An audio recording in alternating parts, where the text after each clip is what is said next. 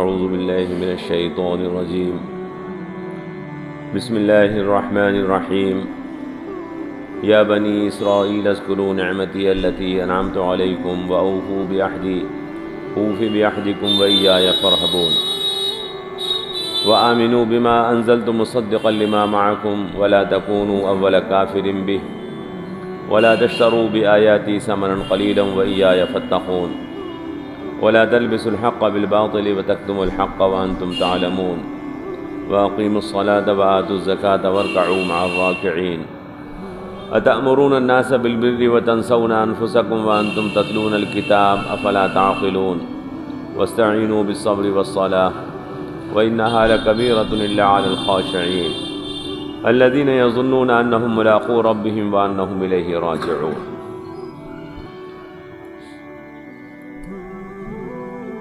اے بنی اسرائیل، یاد کرو میری نعمت جو انعامات میں نے تمہارے اوپر کیے، اور پورا کرو میرا عہد، میں بھی اپنے عہد کو پورا کروں گا، اور صرف مجھ ہی سے ڈرو، اور ایمان لے آؤ اس چیز پر جو میں نے نازل کی ہے، وہ تصدیق کرنے والی ہے اس چیز کی جو تمہارے پاس ہے، اور تم اس کا سب سے پہلے انکار کرنے والے مت بنو،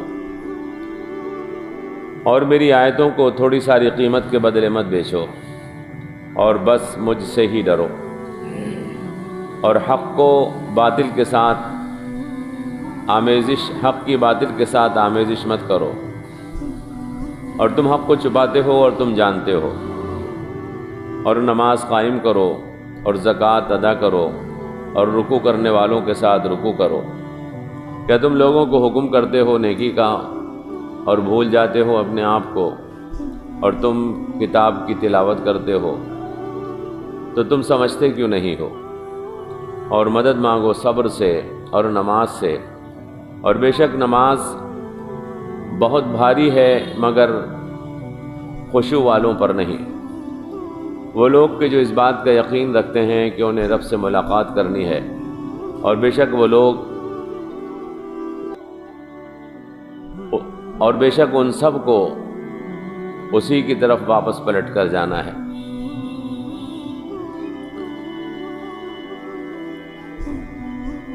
درس کا سلسلہ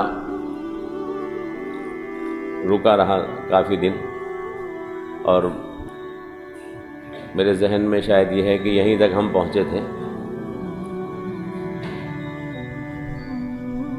اللہ تبارک و تعالی نے سورہ البقرہ میں سب سے پہلے جو مضمون بیان کیا تھا، اس میں انسانوں کے 3 گروہ بیان فرمائے تھے۔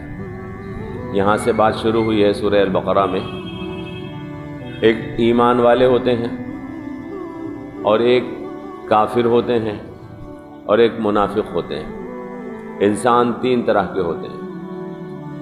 ایمان والے جو اللہ پر، اللہ کے رسول پر، آخرت کے دن پر ایمان رکھتے ہیں، مرنے کے بعد کی زندگی پر یقین رکھتے ہیں، اور کافر جو ان میں سے کسی بات کا انکار کرتے ہیں، اور منافق وہ لوگ کہ جو بظاہر تو کہتے ہیں کہ ہم ان چیزوں پر ایمان لے آئے اور یقین ہے، لیکن دل میں ان کے یقین نہیں ہو۔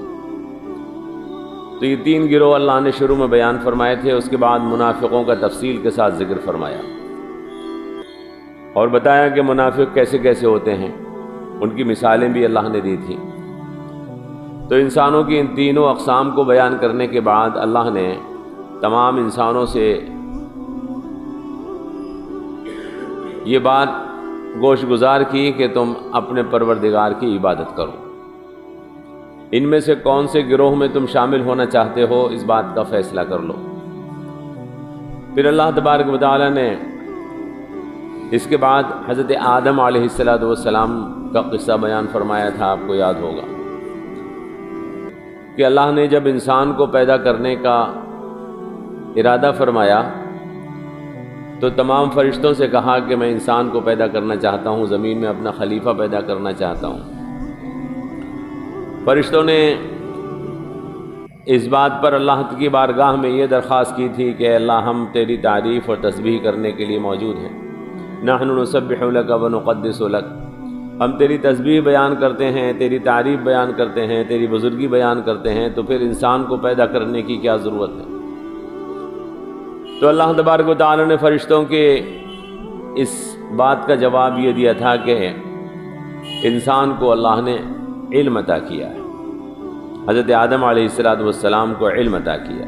وعلم آدم الاسماء کلہا. تفصیل سے وہ بات آپ کے سامنے آ گئی تھی. میں ساری بات اس لیے دہرا دے رہا ہوں کہ مضمون آپ کے ذہن میں تازہ رہے. پھر اللہ نے انسان کو پیدا کیا اور فرشتوں سے کہا کہ جو چیز انسان بتا سکتا ہے تم بتاؤ. فرشتوں نے اپنی مجبوری ظاہر کی کہ پروردگار ہم تو صرف اتنا جانتے ہیں جتنا آپ نے ہمیں بتا دیا. پھر اللہ تعالی نے شیطان کا بھی ذکر کیا. جب آدم علیہ السلام کو پیدا کر دیا گیا تو اللہ نے تمام فرشتوں سے کہا کہ آدم کو سجدہ کرو. تمام فرشتوں نے آدم کو سجدہ کیا لیکن ابلیس نے سجدہ کرنے سے انکار کر دیا. وَإِذْ قُلْنَا لِلْمَلَائِكَةِ اسْجُدُوا لِآدَمَ فَسَجَدُوا إِلَّا إِبْلِيسَ. اس نے انکار کیا. ابا واستكبر. اور کیوں انکار کیا؟ کہ اس نے تکبر کیا. اس نے یہ کہا کہ میں آگ سے بنایا گیا ہوں، انسان مٹی سے بنایا گیا ہے. آگ اوپر کو اٹھنے والی چیز ہے، مٹی نیچے گرنے والی چیز ہے، تو ایک نیچے جانے والی چیز کو اوپر کے اٹھنے والا کیوں سجدہ کرے؟ لہذا اس نے اللہ کے حکم کو ماننے سے انکار کر دیا اپنی بڑائی اور تکبر کی وجہ سے. اللہ تبارک و تعالی نے اس کے بعد جب انسان کو یہ سبق اچھی طرح سے یاد کرا دیا کہ شیطان تمہارا دشمن ہے، وہ دنیا میں تمہیں بھٹکائے گا، بہکائے گا اور تمہیں اللہ کی اطاعت اور فرما برداری سے روکنے کی کوشش کرے گا، اللہ نے انسان کو زمین پر بھیج دیا. یہ پورا بیان تفصیل کے ساتھ مختلف درسوں میں آپ کے سامنے آ چکا. اس کے بعد اللہ تعالیٰ بنی اسرائیل کا ذکر فرما رہا ہے. یہ بنی اسرائیل کا ذکر بڑی تفصیل کے ساتھ ہے. مسلسل کئی رکوعات کے اندر بنی اسرائیل کا ذکر آئے گا. یہاں سے یہ ذکر شروع ہو رہا ہے، یا بنی اسرائیل اذکروا نعمتی التی انعمت علیکم. اے بنی اسرائیل یاد کرو میری نعمتیں جو میں نے تمہارے اوپر انعامات کیے ہیں. وَأَوْفُوا بِعَهْدِي أُوفِ بِعَهْدِكُمْ. اور جو میرا عہد ہے تم اس کو پورا کرو، تو جو میں نے تم سے عہد کیا ہے میں اسے بھی پورا کروں. اور صرف مجھے سے ڈرو. وَإِيَّايَ فَارْهَبُونِ. تو بنی اسرائیل کا یہاں پر جو تذکرہ ہو رہا ہے اس کی مصلحت بھی آپ سمجھ لیں. حضور اکرم صلی اللہ تعالی علیہ وسلم سے پہلے جتنے بھی پیغمبر آئے ہیں، حضرت ابراہیم علیہ السلام کے بعد وہ سب کے سب بنی اسرائیل میں آئے. اور اللہ تبارک و تعالی نے آسمان سے جو کتابیں نازل کی ہیں قرآن مجید کے علاوہ پہلی کتابیں، وہ تینوں کتابیں بنی اسرائیل کے پیغمبروں پر نازل ہوئی. توریت حضرت موسیٰ علیہ السلام پر نازل ہوئی، وہ بنی اسرائیل تھے. انجیل حضرت عیسیٰ علیہ السلام پر نازل ہوئی، وہ بنی اسرائیل تھے. داود حضرت سلیمان علیہ السلام، زبور حضرت سلیمان حضرت داود علیہ السلام پر نازل ہوئی، وہ بنی اسرائیل تھے. زبور حضرت داود علیہ السلام پر نازل ہوئی، وہ بنی اسرائیل تھے. تو تینوں کتابیں جو قرآن کریم سے پہلے نازل ہوئی ہیں آسمانی کتابیں، وہ بنی اسرائیل کے انبیاء پر نازل ہوئی ہیں، بنی اسرائیل کے رسولوں پر نازل ہوئی. لہذا دنیا میں آسمانی تعلیمات کو رسولوں کے بارے میں، آخرت کے بارے میں، اللہ کے بارے میں جتنا جاننے والے بنی اسرائیل تھے اتنا کوئی اور قوم نہیں تھی. انبیاء کون ہوتے ہیں، اللہ کے رسول کیوں آتے ہیں، خدا تبارک و تعالیٰ اپنی کتابیں انسانوں کے اوپر نازل فرماتا ہے، آخرت کیا ہے، اللہ کی ذات، اس کی صفات کیسی ہیں، مرنے کے بعد کی زندگی میں کیا ہونے والا ہے، یہ ساری وہ باتیں ہیں جو اللہ تعالیٰ اپنی کتابوں میں بیان فرماتا ہے. اور کتابیں سب کی سب بنی اسرائیل پر آئیں. لہذا ان باتوں کے سلسلے میں بنی اسرائیل جتنا علم رکھتے تھے اتنا علم کوئی دوسری قوم دنیا میں نہیں رکھتی تھی. چونکہ قرآن کریم کا موضوع بھی یہی ہے. قرآن کریم بھی ہمیں یہی بتاتا ہے کہ اللہ کی ذات ایک ہے، اللہ کے سوا کوئی معبود نہیں ہے. دنیا کے اندر جتنے بھی معبود بنا لیے گئے ہیں وہ سب فرضی ہیں اور جھوٹے ہیں، ان کی کوئی حیثیت نہیں ہے. وہ مخلوق ہیں، خالق نہیں ہیں. وہ پیدا ہوئے اور مر گئے. اور جو پیدا ہو اور جو مر جائے وہ خدا نہیں ہو سکتا۔ اللہ تبارک و تعالی انسانوں کی ہدایت کے لیے رسول بھیجتا ہے۔ وہ رسول انسانوں کو بتاتے ہیں، گمراہیوں سے بچاتے ہیں، شرک سے، بت پرستی سے، نافرمانی سے، گناہ سے بچاتے ہیں۔ رسولوں کا کام یہی ہوتا ہے کہ انسانوں کو سمجھائیں کہ کیا چیز بری ہے اور کیا چیز اچھی ہے۔ اگر رسول ہمیں نہ بتاتے تو ہم نہیں جان سکتے تھے کہ دنیا میں کون سا کام اچھا ہے اور کون سا کام برا ہے۔ اور جو قومیں رسولوں کو نہیں مانتی وہ آج بھی نہیں جانتی۔ ہم رسولوں کو مانتے ہیں، لہذا ہمیں معلوم ہے کہ شراب پینا برا ہے۔ جو قومیں رسولوں کو نہیں مانتی وہ نہیں جانتی کہ شراب پینا برا کام ہے، لہذا وہ شرابیں پیتی ہیں۔ جو قومیں رسولوں کو نہیں مانتی، ہم جانتے ہیں کہ زنا برا ہے، لیکن جو قومیں رسولوں کو نہیں مانتی، جنگلی قومیں ہیں، ان کے ہاں کوئی تصور نہیں نکاح کا، وہ نہیں جانتی کہ زنا برا کام ہے۔ تو رسول بتاتے ہیں سارے گناہوں کے سلسلے میں جو ہمیں شعور اور حس پیدا ہوئی کہ یہ کام برا ہے اور یہ کام اچھا ہے، یہ رسولوں کے ذریعے سے پیدا ہوئی ہے، ہم نہیں جانتے تھے۔ تو دنیا میں رسول کیوں آتے ہیں؟ یہ قرآن ہمیں بتاتا ہے۔ مرنے کے بعد کی زندگی ہے، انسان دنیا میں پیدا ہوا ہے۔ جانور میں اور انسان میں فرق کیا ہے؟ جانور میں اور انسان میں کیا فرق ہے؟ انسان کھاتا ہے، جانور بھی کھاتا ہے۔ انسان اس کے توالد اور تناسل ہوتا ہے، بچے پیدا ہوتے ہیں، جانور کے بھی پیدا ہوتے ہیں۔ زندگی گزار کر وہ مر جاتا ہے، ہم بھی مر جاتے ہیں۔ تو اگر کھانا پینا، جینا، زندگی گزارنا، بچے پیدا کرنا اور گھر بنانا یہی انسانیت ہے، تو یہ کام سارے تو جانور بھی کرتے ہیں۔ رسولوں نے ہمیں بتایا کہ یہی انسانیت نہیں ہے۔ انسان یہ ہے کہ مرنے کے بعد کی ایک اور زندگی ہے، جس میں اللہ تبارک و تعالی انسان کو اس کے اچھے برے اعمال کا بدلہ عطا فرمائے گا۔ یہ زندگی بہت مختصر زندگی ہے دنیا کی، اس کے بعد ایک بہت طویل زندگی آنے والی ہے، ہمیشہ ہمیش کی زندگی۔ اس زندگی کو اگر ہم نے صحیح طریقے کے ساتھ گزار لیا تو وہ زندگی کامیابی کی زندگی کہلائے گی، ہمیشہ ہمیش راحت اور نعمتوں والی زندگی ہوگی۔ اور اگر خدا نخواستہ اس زندگی کے اندر ہم گناہوں میں مبتلا ہو گئے تو وہ زندگی ہمیشہ کے لیے ناکامی والی زندگی ہوگی۔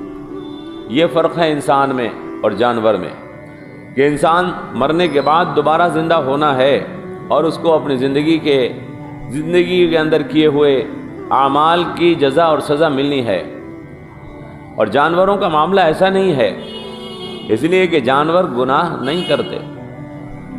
گناہ تو ہم کرتے ہیں۔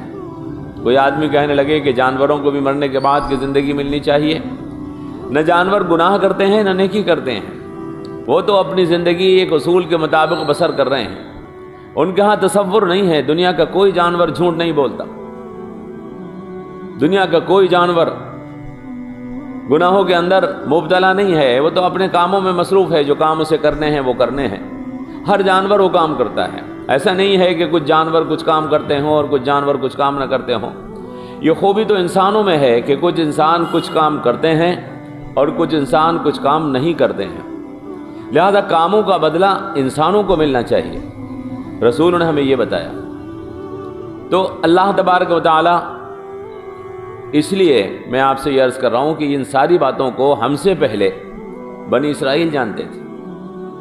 یہ ساری باتیں جو پیغمبروں نے ہمیں بتائی ہیں، جناب رسول اکرم صلی اللہ تعالی علیہ وسلم نے ہمیں بتائی ہیں، وہ ساری باتیں ہم سے پہلے پیغمبر جانتے تھے، وہ بنی اسرائیل جانتے تھے۔ تو اللہ تبارک و تعالی قرآن کریم کے اندر سب سے پہلے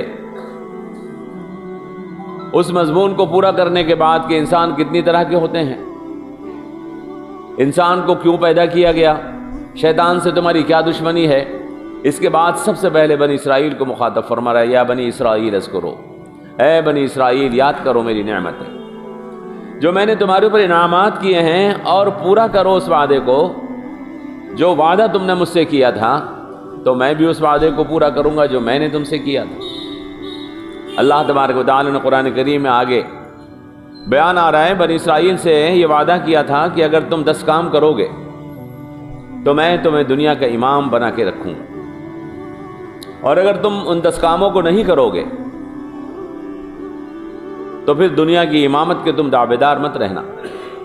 پورا بیان انشاءاللہ آگے آئے گا کہ وہ کیا کیا اللہ نے وعدے لیے تھے ان سے، کہ تم نماز قائم کرو گے، تم نبیوں کی عزت اور توقیر کرو گے، تم دنیا کے اندر نیکی کا ساتھ دو گے اور برائی سے دور رہو گے اور دنیا سے برائیوں کو دور کرنے کی کوشش کرو گے، تم زنا نہیں کرو گے، تم چوری نہیں کرو گے، تم حرام خوری حرام مال سے اپنے آپ کو بچاؤ گے۔ وہ 10 کام اللہ تبارک و تعالیٰ نے بنی اسرائیل سے وعدہ لیا اور کہا کہ اگر تم ان 10 کاموں کو کرتے رہو گے، اور ان 10 کاموں میں ایک کام اور بھی تھا، اس کا بھی بڑی تفصیل کے ساتھ قرآن کریم کے اندر بیان ہے کہ تم اللہ کے دین کے لیے جہاد کرو گے، دنیا میں اللہ کے دین کو نافذ کرنے کی محنت کرو گے، اور ان قوموں سے جو اللہ کے احکامات کو نہیں مانتی ہیں جہاد کرو گے۔ لیکن بنی اسرائیل ان 10 کاموں کو پورا نہیں کر سکے، بنی اسرائیل ان 10 کاموں کو پورا نہیں کر سکے، تو اللہ تبارک و تعالیٰ نے بنی اسرائیل سے امامت لے کر جناب محمد رسول اللہ کو عطا فرمایا۔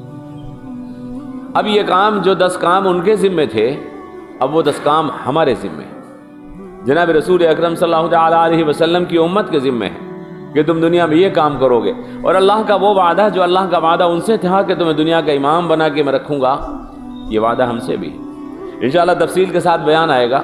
تو اللہ یہاں پر فرما رہا ہے کہ اے بنی اسرائیل، یاد کرو میری نعمت، جو میں نے انعامات تمہارے اوپر کیے کہ تم میں پیغمبر بھیجے، تمہارے اندر کتابیں نازل کی، تمہیں دنیا کا امام بنایا، اور میں نے تم سے عہد لیا کہ تم یہ 10 کام کرو گے، اور یہ عہد تم سے میں نے کیا کہ میں تمہیں دنیا کا امام بنا کے رکھوں گا۔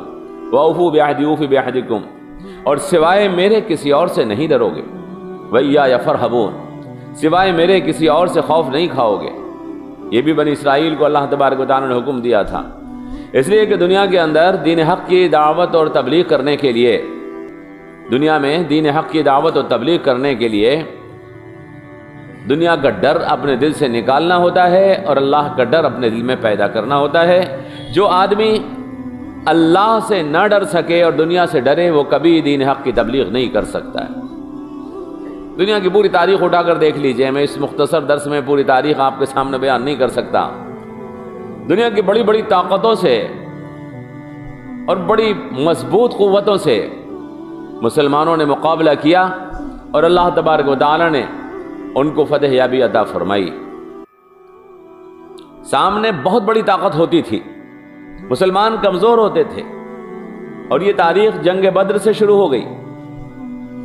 یہ قصہ جنگ بدر سے شروع ہو گیا، جب جناب رسول اکرم 313 مسلمانوں کے ساتھ، جن کے ہاتھوں میں تلواریں بھی نہیں تھیں، جن کے پاس ڈھالیں بھی نہیں تھیں، ان کے ساتھ 1000 کافروں کے مضبوط لشکر کے سامنے ڈٹ گئے، اور آپ نے دیکھا کہ اللہ نے مسلمانوں کو فتح عطا فرمائی۔ اور یہ سلسلہ جاری ہے ہر دور میں۔ جو آدمی اللہ سے ڈرتا ہے اور کسی اور سے نہیں ڈرتا، اللہ اس کی مدد فرماتا ہے۔ اور جو آدمی قوموں سے ڈر جاتا ہے اور اللہ کا ڈر اس کے دل میں کمزور ہوتا ہے، وہ کبھی کامیابی حاصل نہیں کر پاتا ہے۔ یہ ایک طویل تاریخ ہے، اور یہ بھی آپ یاد رکھیں کہ اللہ مدد بھی انہی لوگوں کی کرتا ہے جو صرف اللہ سے ڈرتے ہیں۔ اللہ کمزور رکھتا ہے ان لوگوں کو۔ ایک عجیب فلسفہ ہے دنیا کا کہ اللہ ایمان والوں کو بظاہر کمزور رکھتا ہے اور کافروں کو بظاہر طاقتور کر دیتا ہے، اور پھر کمزور بظاہر دکھنے والے ایمان والوں کا مقابلہ اللہ تعالیٰ مضبوط دکھنے والے کافروں سے کراتا ہے، اور پھر ان بظاہر کمزور دکھنے والے مسلمانوں کو کامیابی عطا کر دیتا ہے۔ تبھی تو پتہ لگتا ہے کہ خدا موجود ہے۔ اگر طاقتور مسلمانوں کو کامیابی مل جائے تو مسلمان سمجھیں کہ ہماری فوج کی تیاری سے طاقت ملی ہے، ہماری فوجوں کی تیاری سے طاقت ملی ہے، جو ہمارے پاس اسلحہ تھا اس سے طاقت ملی ہے۔ جب میدان کے اندر کمزور مسلمانوں کی جماعت ہوتی ہے اور اس کے مقابلے کے اوپر مضبوط کافر ہوتا ہے، اور پھر دونوں میں مقابلہ ہوتا ہے، اور مسلمان سوائے اللہ کے کسی سے نہیں ڈرتے ہیں، تو اللہ تبارک و تعالیٰ مسلمانوں کو کامیابی عطا کرتا ہے، تو پتہ لگتا ہے کہ ان کے ساتھ اللہ موجود ہے۔ تو اللہ فرما رہا ہے، بنی اسرائیل سے یہ وعدہ لیا تھا وَإِيَّايَ فَارْهَبُونَ، کہ میرے سوا کسی اور سے مت ڈرنا۔ وَآمِنُوا بِمَا أَنزَلْتُ مُصَدِّقًا لِمَا مَعَكُمْ، اور بنی اسرائیل سے اللہ کہہ رہا ہے کہ دیکھو ایمان لے آؤ قرآن کریم کے اوپر، اب تو ایمان لے آؤ۔ اب جناب محمد رسول اللہ تشریف لے آئے، قرآن مقدس نازل ہو گیا، اب تو ایمان لے آؤ۔ قرآن کریم توریت کی تردید نہیں کرتا، قرآن کریم انجیل کی تردید نہیں کرتا، قرآن کریم زبور کی تردید نہیں کرتا، بلکہ قرآن کریم کہتا ہے کہ توریت بھی اللہ کی کتاب ہے، انجیل بھی اللہ کی کتاب ہے، زبور بھی اللہ کی کتاب ہے۔ قرآن کریم ان کتابوں کو رد نہیں کرتا بلکہ ان کو باقی رکھتا ہے۔ لہذا قرآن کریم تمہاری کتابوں کی تصدیق کرنے والا ہے، تردید کرنے والا نہیں۔ تو اس قرآن پر تم ایمان لاؤ۔ وَآمِنُوا بِمَا أَنزَلْتُ مُصَدِّقًا لِمَا مَعَكُمْ وَلَا تَكُونُوا أَوَّلَ كَافِرٍ بِهِ۔ تم جانتے ہو اللہ کے بارے میں، تم جانتے ہو رسولوں کے بارے میں، تم جانتے ہو آخرت کے بارے میں، تم جانتے ہو مرنے کے بعد کی زندگی کے بارے میں، لہذا سب سے پہلے کافر تم مت بننا۔ وَلَا تَكُونُوا أَوَّلَ كَافِرٍ بِهِ۔ تو بنی اسرائیل کے اندر یہ خرابی آج تک موجود ہے۔ قرآن کریم اس کا بیان کر رہا ہے تفصیل کے ساتھ۔ آج تک ان یہود کے اندر یہ خرابی موجود ہے کہ وہ اللہ کے احکامات کو جانتے بوجھتے اس کی خلاف ورزی کرتے ہیں، اور ان کے علماء کے اندر یہ بیماری آج کی نہیں بلکہ سینکڑوں برس اور ہزاروں برس کی موجود ہے کہ وہ اللہ کی کتاب کو انسانوں کے سامنے توڑ مروڑ کر پیش کرتے ہیں۔ اللہ فرما رہا ہے وَلَا تَشْتَرُوا بِآيَاتِي ثَمَنًا قَلِيلًا، میری آیتوں کو تھوڑی ساری قیمت کے بدلے مت بیچنا، میری آیتوں کو تھوڑی ساری قیمت کے بدلے مت بیچنا۔ وَلَا تَشْتَرُوا بِآيَاتِي ثَمَنًا قَلِيلًا وَإِيَّايَ فَاتَّقُونِ، اور صرف مجھ ہی سے ڈرتے رہنا۔ وَلَا تَلْبِسُوا الْحَقَّ بِالْبَاطِلِ، اور حق کو باطل کے ساتھ آمیزش مت کرنا، بات کو ایسے مت بیان کرنا کہ سچ اور جھوٹ مل جائے، بلکہ جب لوگوں کے سامنے بیان کرو تو سچ بالکل صاف ستھرا ہونا چاہیے۔ دنیا کا سب سے بڑا سچ کیا ہے؟ دنیا کا سب سے بڑا سچ ہے لا الہ الا اللہ۔ دنیا میں اس سے بڑا کوئی سچ نہیں ہے۔ اس کائنات میں اللہ کے سوا کوئی معبود نہیں، اللہ کے سوا جتنے بھی جھوٹے معبود بنائے گئے ہیں وہ سب باطل ہیں۔ یہ دنیا کا سب سے بڑا سچ ہے، لیکن افسوس ہوتا ہے کہ علماء کرام اس سچ کو بھی جھوٹ ملا کر بیان کرتے ہیں۔ آج کے زمانے میں ہم سے بھی یہ غلطی ہو رہی ہے، ہمارے علماء سے یہ غلطی ہو رہی ہے۔ توحید کے عقیدے کو لوگوں کے سامنے بالکل واضح طور پر بیان نہیں کیا جا رہا، بلکہ توحید کے عقیدے کو دبا دبا کر پیش کیا جا رہا ہے۔ کیوں ڈرتے ہیں یہ کہتے ہوئے کہ اے کافرو، جن جھوٹے معبودوں کی پرستش کر رہے ہو ان کی کوئی حیثیت نہیں، ان کی کوئی حقیقت نہیں ہے، یہ نہ سنتے ہیں نہ کھاتے ہیں نہ پیتے ہیں، یہ پیدا ہوئے تھے مر گئے۔ یہ جو اپنے آپ کو مرنے سے نہ بچا سکے وہ دنیا کو کیا بچا پائیں گے؟ واضح طور پر نہیں بیان کرتے بلکہ نام لیتے ہوئے ڈرتے ہیں، کہیں ایسا نہ ہو کہ دوسری قوم ہماری دشمن ہو جائے۔ یہ جرم بنی اسرائیل سے بھی ہوا تھا۔ اللہ تعالیٰ فرما رہا ہے وَلَا تَلْبِسُوا الْحَقَّ بِالْبَاطِلِ، حق کو باطل کے ساتھ آمیزش مت کرنا۔ وَتَكْتُمُوا الْحَقَّ، اور تم حق کو چھپا لیتے ہو۔ وَأَنْتُمْ تَعْلَمُونَ، حالانکہ تمہیں پتہ ہے کہ سچ یہی ہے کہ اللہ کے سوا اس کائنات کے اندر دوسرا کوئی معبود نہیں ہے۔ ہم یہ آواز ایک دفعہ نہیں بلکہ دن میں 5 دفعہ مسجد کی میناروں سے لگاتے ہیں، اشہد ان لا الہ الا اللہ، اشہد ان لا الہ الا اللہ۔ ہم یہ آواز دن میں 5 مرتبہ لگاتے ہیں، اشہد ان محمد رسول اللہ، جناب محمد رسول اللہ اللہ کے رسول ہیں، اللہ کے سوا اس کائنات میں کوئی دوسرا الہ نہیں ہے۔ جن معبودوں کی یہاں پر پرستش کی جا رہی ہے وہ سب باطل ہے۔ اس حق کو پورے واشگاف انداز میں پوری طاقت سے چیخ کر چلا کر ہمیں بیان کرنا ہے دنیا کے سامنے، کہ جھوٹے معبودوں کے سامنے جو سر پیٹ رہے ہیں انہیں حقیقت کا علم ہو جائے۔ بنی اسرائیل سے یہ جرم ہوا تھا کہ وہ مشرکوں سے دوستی کرنے لگے تھے، وہ بت پرستوں سے دوستی کرنے لگے تھے، بت پرستوں سے ان کے تعلقات ہو گئے تھے، ان سے رشتہ داری کرنے لگے تھے۔ بنی اسرائیل کے بادشاہ نے مشرکوں کے بادشاہ کی بیٹی سے شادی کی تھی، تاریخ گواہ اس چیز کو بار اٹھا کر دیکھیں۔ لیکن آج یہ جرائم ہم سے بھی ہو رہے ہیں، ہمارے لوگ بھی یہ جرم کر رہے ہیں۔ ہمارے لوگ مشرکوں کی بیٹیوں کو اپنے گھروں میں لا رہے ہیں، ہماری بیٹیاں مشرکوں کے گھروں میں جا رہی ہیں، اور اس کو بھائی چارگی کہا جا رہا ہے۔ اللہ سے غداری کا نام بھائی چارگی نہیں ہو سکتا، اللہ کے دین سے غداری کا نام بھائی چارگی نہیں ہو سکتا۔ جو شخص اللہ رب العزت کا مخالف ہے اور دشمن ہے وہ ہمارا دوست نہیں ہو سکتا۔ جو جناب رسول اکرم صلی اللہ تعالی علیہ وسلم کو خدا کا رسول نہیں مانتا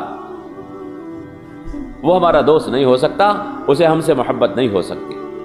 تو اللہ فرما رہا ہے وَلَا تَلْبِسُوا الْحَقَّ بِالْبَاطِلِ وَتَكْتُمُوا الْحَقَّ وَأَنْتُمْ تَعْلَمُونَ، اور آگے حکم فرمایا وَأَقِيمُوا الصَّلَاةَ، نماز کو قائم کرو، وَأَقِيمُوا الصَّلَاةَ وَآتُوا الزَّكَاةَ، اور زکوٰۃ کو قائم کرو، زکوٰۃ کو ادا کرو۔ اب نماز کا قائم کرنا میرے بھائی کیا مشکل کام ہے؟ ہم تو اس کفرستان کے اندر رہ کر بھی نماز ادا کرنے کے لیے آزاد ہیں، لیکن کتنے لوگ جو اپنے آپ کو مسلمان کہتے ہیں مسجدوں میں نماز پڑھ رہے ہیں؟ آپ اندازہ کر سکتے ہیں بنی اسرائیل کا حال بھی یہی ہو گیا تھا، بنی اسرائیل کا حال بھی یہ ہو گیا تھا، اور آج تک ہی حال ہے ان کا۔ ان کے اوپر 2 وقت کی نماز فرض تھی، ہمارے اوپر 5 وقت کی نماز فرض ہے۔ ان کے اوپر 2 وقت کی نماز فرض تھی، حدیث پاک میں آیا نا، لیکن وہ 2 وقت کی نماز بھی ادا نہیں کر سکے، 2 وقت کی نماز بھی ادا نہیں کر سکے، بلکہ اب وہ ہفتے میں 1 دن اپنے سنیچر کے دن عبادت کرتے ہیں خالی۔ وہی ہمارا حال ہے تقریباً، کہ ہم جمعے کے دن جمعے کی نماز پڑھ کے سمجھتے ہیں کہ ہم نے مسلمانیت کا حق ادا کر دیا، حالانکہ نماز ہمارے اوپر دن میں 5 وقت فرض ہے۔ جب نماز جناب رسول اکرم صلی اللہ تعالیٰ علیہ وسلم سے معاف نہیں ہوئی، جب نماز شیخ عبد القادر جیلانی رحمۃ اللہ تعالیٰ علیہ سے معاف نہیں ہوئی، جب نماز صحابہ کرام سے معاف نہیں ہوئی، اولیاء کرام سے معاف نہیں ہوئی، تو نماز ہم جیسے گناہگاروں سے کیسے معاف ہو سکتی؟ لیکن ہم بھی اس جرم کے گناہگار ہیں جس جرم کے گناہگار ہم سے پہلے بنی اسرائیل گزر چکے ہیں۔ اللہ نے ان کو حکم دیا تھا کہ نماز قائم کرنا اور زکوٰۃ ادا کرنا، بات الزکاۃ، مال کے اندر سے زکوٰۃ ادا کرنا یہ بھی فرض ہے۔ بہت سے لوگ ہیں جو زکوٰۃ نماز تو پڑھ لیتے ہیں لیکن زکوٰۃ کے سلسلے میں غافل ہیں۔ اللہ نے حکم دیا وَأَقِیمُوا الصَّلَاةَ وَآتُوا الزَّکَاۃَ، نماز قائم کرو اور زکوٰۃ ادا کرو، وَارْکَعُوا مَعَ الرَّاکِعِینَ، اور یہ نماز گھروں میں نہیں پڑھی جائے گی، وَارْکَعُوا مَعَ الرَّاکِعِینَ، اور رکوع کرنے والوں کے ساتھ رکوع کرو۔ یہ نماز گھر میں نہیں پڑھی جائے گی بلکہ جماعت سے مسجد میں آن کر مسلمانوں کے ساتھ مل کر پڑھی جائے گی۔ وہ نماز اللہ تبارک و تعالیٰ آپ سے پڑھوانا چاہتا ہے۔ کچھ لوگ ایسے ہیں کہ نمازیں پڑھتے تو ہیں لیکن جہاں ذرا سی بارش ہوئی گھر میں، بازار جانے سے نہیں رکتے لیکن نماز سے رک جاتے ہیں، اپنی تقریبات میں جانے سے نہیں رکتے لیکن نماز سے رک جاتے ہیں، اپنے آپ کو نمازی سمجھتے ہیں۔ اللہ حکم دے رہا ہے وَارْکَعُوا مَعَ الرَّاکِعِینَ، نماز قائم کرو، زکوٰۃ ادا کرو اور رکوع کرنے والوں کے ساتھ یعنی نمازیوں کے ساتھ نماز پڑھو۔ اللہ فرما رہا ہے تَأْمُرُونَ النَّاسَ بِالْبِرِّ، کیا تم لوگوں کو بھلائی کا حکم کرتے ہو؟ آج یہ صورتحال ہماری بھی ہے، ہم سے پہلے یہود کی ہو چکی ہے۔ وہ نیکی کے مسندوں پر بیٹھے ہوئے تھے، وہ تقویٰ اور پرہیزگاری کا پیکر بنے ہوئے تھے، وہ لوگوں کو بھلائی کی دعوت دیا کرتے تھے لیکن اپنے آپ احکامات پر عمل نہیں کرتے تھے، اپنے آپ کے لیے سہولتیں فراہم کرتے تھے۔ اللہ تعالیٰ ان سے مخاطب ہے تَأْمُرُونَ النَّاسَ بِالْبِرِّ، کیا تم لوگوں کو بھلائی کا حکم دیتے ہو اور اپنے آپ کو بھول جاتے ہو؟ اگر بھلائی اور نیکی کرنے کی چیز ہے تو سب سے پہلے تم اسے کرو، دوسروں کو حکم دینے سے پہلے لازمی یہ ہے کہ سب سے پہلے تم ادا کرو۔ مجھ سے لوگ ناراض ہو جاتے ہیں جب میں اس بات کو کہتا ہوں کہ ہمارے علماء کرام ان میں سے بڑی تعداد ایسی ہے جو نماز تو پڑھتی ہے لیکن انگلیوں پہ گن لیں گے آپ ایسے علماء کو جو زکوٰۃ ادا کرتے ہیں۔ علماء زکوٰۃ ادا کرتے ہیں بہت کم تعداد میں، بلکہ اکثر علماء کی یہ شبیہ بن گئی ہے کہ اکثر علماء زکوٰۃ وصول کرنے والے بن گئے ہیں، زکوٰۃ ادا کرنے والے نہیں بنے۔ عالی شان مکانات ہیں، ان کے بچے مہنگے اسکولوں میں پڑھ رہے ہیں، لیکن جب ان سے پوچھا جائے کہ آپ اپنے مال کی زکوٰۃ ادا کرتے ہیں تو معلوم یہ ہوتا ہے کہ نہیں، وہ زکوٰۃ وصول کرنے والی ٹیم بن گئے ہیں، زکوٰۃ ادا کرنے والی ٹیم کیوں نہیں بن رہے؟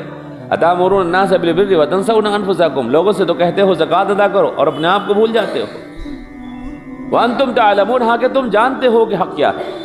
وَتَنْسَوْنَ أَنفُسَكُمْ وَأَنْتُمْ تَعْلَمُونَ أَفَلَا تَعْقِلُونَ، تمہارے اندر سمجھ کیوں نہیں ہے؟ تم سمجھتے کیوں نہیں اس بات کو کہ ہر اچھا کام سب سے پہلے کرنا میرا حق ہے؟ دنیا کے اندر اگر کوئی اچھائی مل رہی ہو، کوئی بھلائی اگر پھیل رہی ہو، کہیں پر کوئی کسی کو کہیں فائدہ ہونے کی امید ہو تو سب سے پہلے لائن میں آدمی خود کھڑا ہوتا ہے۔ جب آخرت کی بھلائی کا بار بار تقاضا کیا جاتا ہے تو وہاں سب سے پہلے کھڑا ہونے میں کیوں ہچکچاہٹ ہے؟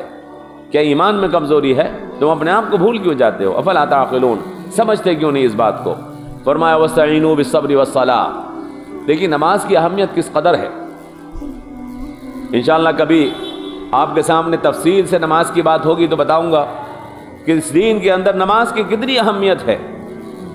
حالات جب پرخطر ہوں، مسلمانوں کے اوپر پریشانی کے انبار ہوں، چاہے وہ آفات آسمانی ہوں چاہے زمینی ہوں، جناب رسول اکرم صلی اللہ علیہ وسلم کا طریقہ یہ تھا کہ آپ نماز کی طرف دوڑ جاتے تھے، نماز کی طرف رجوع کرتے تھے۔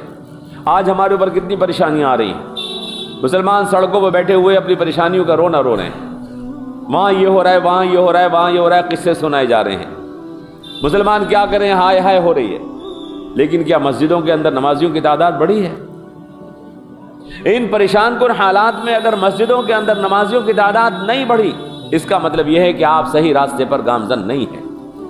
صحیح راستہ یہ ہے کہ جب پریشانی آ جائے تو جناب رسول اکرم مسجد میں دوڑتے تھے، اللہ کے پاس جاتے تھے، اس سے مناجات کرتے تھے، دعا کرتے تھے۔ کائنات کی کل طاقت کا مالک اللہ ہے، انسانوں کے دل خدا کی مٹھی میں ہے، وہ دشمنوں کو دوست بنا سکتا ہے۔ خدا کی مسجدیں خالی پڑی ہوئی ہیں، تم اپنی پریشانیوں کے رونے رو رہے ہو، اللہ کی طرف سے آوازیں لگ رہی ہیں، ہے کوئی مانگنے والا جو مجھ سے مانگے، اور مسلمان اللہ سے غافل ہیں۔ پریشانی کیسے دور ہوگی؟ جو کائنات کا مالک ہے اس کی بارگاہ میں آنا پڑے گا۔ تو اللہ فرمایا وَاسْتَعِینُوا بِالصَّبْرِ وَالصَّلَاةِ، مدد مانگو تم صبر سے، فوراً ہاتھ اٹھاؤ اللہ کی بارگاہ میں، وہ فرشتے اتر آئیں، ایسا تو نہیں ہوگا۔ آپ مسجد میں آئیں اور آنے کے بعد خدا کے سامنے روئیں اور 10 منٹ بعد پتہ ہی لگے کہ آپ کا مسئلہ حل ہو گیا، ایسا تو نہیں ہوگا۔ خدا پہلے آزماتا ہے کہ تم اپنے مانگنے میں سچے ہو کہ نہیں ہو۔ وَلِيَعْلَمَنَّ اللَّهُ الَّذِينَ آمَنُوا وَلِيَعْلَمَنَّ الْمُنَافِقِينَ، خدا جھوٹوں کی مدد نہیں کرتا، منافقوں کی مدد نہیں کرتا، پہلے ثابت کرنا پڑتا ہے کہ میں خدا کا سچا بندہ ہوں، میں خدا کا سچا وفادار ہوں۔ چاہے ہم کسی حالت میں ہوں، خدا کا دامن چھوڑ کے نہیں جائیں گے، اس بارگاہ کو چھوڑ کر نہیں جائیں گے، مر جائیں گے، گردن کٹا سکتے ہیں لیکن دین حق چھوڑ نہیں سکتے، پہلے ثابت کرنا پڑتا ہے۔ اور جب یہ ثابت ہو جاتا ہے، صحابہ کرام رضوان اللہ تعالی علیہم اجمعین کو آپ نے دیکھا، 13 برس اللہ تبارک و تعالی نے صحابہ کو مکے کے اندر کافروں کا ظلم کا شکار بنوایا، اور جب انہوں نے ثابت کر دیا کہ ہم رسول اللہ کا ساتھ نہیں چھوڑ سکتے، تو اللہ نے دنیا میں قیامت تک رہتی ہوئی عزت عطا فرمائی۔ پہلے ثابت کرنا پڑتا ہے۔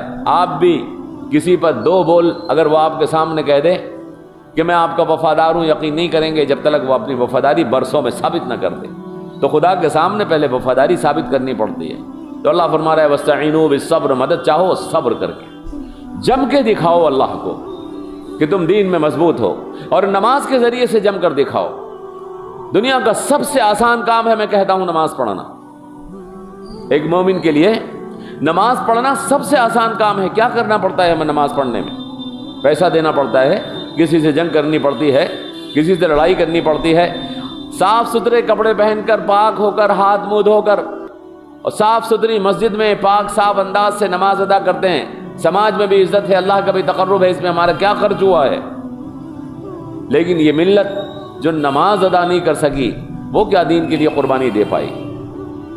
جو اتنا آسان کام نہیں کر سکتی، جس میں اللہ کے وعدے ہیں سینکڑوں، اللہ کے وعدے ہیں سینکڑوں، اور اتنا آسان کام ہے، اس کو نہیں کر سکتی۔ صبح کو آنے والی نیند، فجر کی نماز میں اس نیند کو اٹھا کے نہیں پھینک سکتا آدمی۔ فجر کی نماز با جماعت پڑھنے کے لیے وہ آدمی کیا کافروں کا مقابلہ کرے؟ کیا وہ میدان جنگ میں کام آئے گا؟ وَاسْتَعِینُوا بِالصَّبْرِ وَالصَّلَاةِ، مدد چاہو تم صبر اور نماز کے ذریعے سے۔ پہلے نماز پڑھ کے دکھاؤ اللہ کو۔ یہ سبق ہے، دنیا کا پہلا سبق ہے جو ایک مومن کو پورا کر کے دکھانا ہوتا ہے کہ 5 وقت تم با جماعت نماز پڑھ سکتے ہو کہ نہیں۔ پھر اس کے بعد اگلے سبق شروع ہوتے ہیں، وَاسْتَعِینُوا بِالصَّبْرِ وَالصَّلَاةِ وَإِنَّهَا لَكَبِیرَةٌ إِلَّا عَلَى الْخَاشِعِینَ، نماز بڑی بھاری لگتی ہے، اس کا ادا کرنا بڑا مشکل ہو جاتا ہے۔ کبھی مجلس نہیں چھوٹتی، کبھی نیند نہیں ٹوٹتی، کبھی کام نہیں چھوٹتا، کبھی دکان نہیں چھوڑتی، کبھی کھیت نہیں چھوڑتا، کبھی کاروبار نہیں چھوڑتا۔ لیکن یہ سب کس کو؟ دنیا داروں کو، ایمان والوں کو نماز بھاری نہیں ہے۔ وَإِنَّهَا لَكَبِيرَةٌ إِلَّا عَلَى الْخَاشِعِينَ، اسی سے پہچان ہو جاتی ہے۔ کوئی ایمان ماتھے پہ لکھا تو نہیں ہوتا، میرے ماتھے پہ نہیں لکھا کہ میں مومن ہوں، کسی کے ماتھے پہ نہیں لکھا کہ وہ کافر ہے، لیکن پتہ لگ جاتا ہے کہ دل میں ایمان ہے کہ نہیں، کہ نماز میں با جماعت حاضر ہو رہا ہے یا نہیں حاضر ہو رہا ہے۔ میں نے آپ سے عرض کیا کہ کبھی انشاءاللہ نماز کے اوپر تفصیل سے بیان کروں گا، تو آپ کو بتاؤں گا کہ نماز کتنی بڑی عبادت ہے۔ یہ تو حق اور باطل کے درمیان فیصلہ کرنے والی چیز ہے، یہ کفر اور ایمان کے درمیان فیصلہ کرنے والی چیز۔ جناب رسول اکرم نے حدیث پاک میں فرمایا ہے کہ ایمان اور کفر کے درمیان فرق کرنے والی چیز صرف نماز ہے۔ من ترک الصلاۃ متعمدا فقد کفر، جان بوجھ کے اگر نماز چھوڑ دی تو گئے ایمان سے۔ بہت نازک چیز ہے، نہایت آسان ہے، لیکن کافروں کے لیے بڑی مشکل ہے۔ فرمایا کہ وَإِنَّهَا لَكَبِيرَةٌ إِلَّا عَلَى الْخَاشِعِينَ، یہ بڑی بھاری ہے، لیکن جو ڈرنے والے ہیں اللہ سے ان کے لیے بھاری نہیں ہے۔ الَّذِينَ يَظُنُّونَ أَنَّهُمْ مُلَاقُو رَبِّهِمْ، جنہیں اپنے رب سے ملاقات کا یقین ہے اور جنہیں اس بات کا یقین ہے کہ میں خدا کے سامنے حاضر ہونے والا ہوں۔ وَأَنَّهُمْ إِلَيْهِ رَاجِعُونَ، وہ اس کی طرف پلٹ کر جانے والے ہیں، ان کے لیے نماز بھاری نہیں ہے۔ اللہ سے دعا کیجیے اللہ تبارک و تعالی ہمیں، جو ہم قرآن کریم کا درس سن رہے ہیں، درس سننے کے اندر آپ کو مزہ اور لطف بھی جبھی آئے گا جب آپ نماز کی پابندی کریں، 5 وقتہ نماز کی پابندی کریں۔ نماز وہ بھی ہمیں قرآن کریم سنانے ہی کے لیے ہمارے اوپر فرض کی گئی۔ امام صاحب تلاوت کرتے ہیں نا، قرآن کریم پڑھا جاتا ہے، قرآن کریم کے اندر کئی جگہ نماز کو قرآن کہا گیا، نماز کو قرآن کہا گیا۔ اقم الصلاۃ لدلوک الشمس الی غسق اللیل وقرآن الفجر، نماز قائم کرو صبح سے لے کر شام تک، اور وقرآن الفجر، فجر کی نماز پڑھو۔ یہاں پر قرآن الفجر، فجر کی نماز کو قرآن کہا گیا۔ قرآن میں کئی جگہ قرآن کہا گیا ہے نماز کو، تو نماز آپ کے اوپر فرض اسی لیے کی گئی ہے کہ آپ اس سے قرآن سنیں۔ انشاءاللہ کبھی میں نے آپ سے عرض کیا کہ تفصیل کے ساتھ اس سلسلے میں بات ہوگی تو نماز کی اہمیت آپ کو سمجھاؤں گا، لیکن اس وقت یہ بات دل کے اوپر لکھ لیجئے کہ جو آدمی 5 وقت کی دن میں نماز نہیں پڑھ سکتا، اسے اپنے آپ کو مسلمان ہونے کا دعویٰ کرنا جھوٹا ہے، سراسر جھوٹ بول رہا ہے، وہ اپنے آپ کو دھوکہ دے رہا ہے۔ اللہ تعالی ہمیں 5 وقتہ نماز پڑھنے کی توفیق عطا فرمائے۔ کوئی سوال ہو تو کر لیجیے۔